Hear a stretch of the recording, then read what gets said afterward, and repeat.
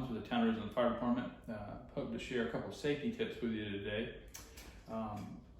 One of our biggest things we like to do is educate the public about what's the best ways to keep safe through house fires. There's several fatalities every year, unfortunately, through house fires. Last year, it was approximately 3,000 people died inside house fires. And so that's why we find it so important to tell people some tips. And one, especially for younger fellows, because they are the ones that we find a lot of time kind of run and hide. And so we always like to tell you different principles. One being is we always like to tell you to have a map planned out for you and your parents. And if you go home and tell mom and dad you want to find an escape route, and so that way if you did have a fire, you would know how to come in and out, and maybe y'all would meet out front somewhere like by the big palm tree, or you would go meet by the mailbox.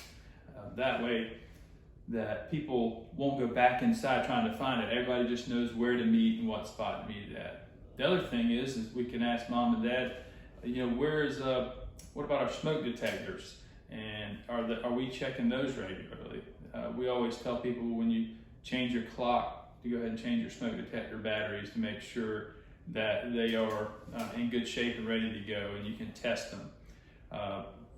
Also, another thing we like to talk about is, do you know your address, and do you know your parents' numbers? Do you know things like that? So when you call 911, if your parents have an emergency or a house fire, we can eventually figure where you're at, but it makes a lot of difference, makes a big difference, and it's important for you to be able to tell us your exact location.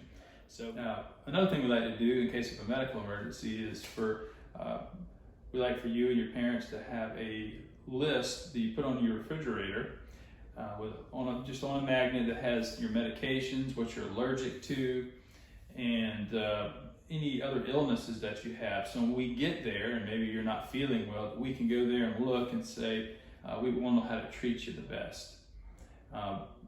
Lastly, if there ever is a fire, the number one cause for kids getting hurt in a fire is they go to smaller places and hide.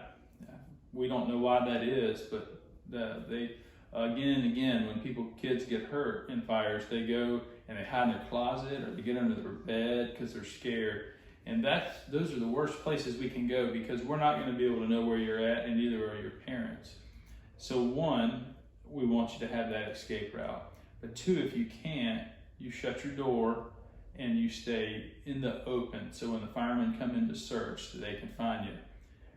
Eventually, as we continue to do online fire prevention and in person, we like to show you what we look like with our gear on, because we can be kind of scary to some people, and we make different noises and so forth, but it's just to protect us so that we can come in and help you.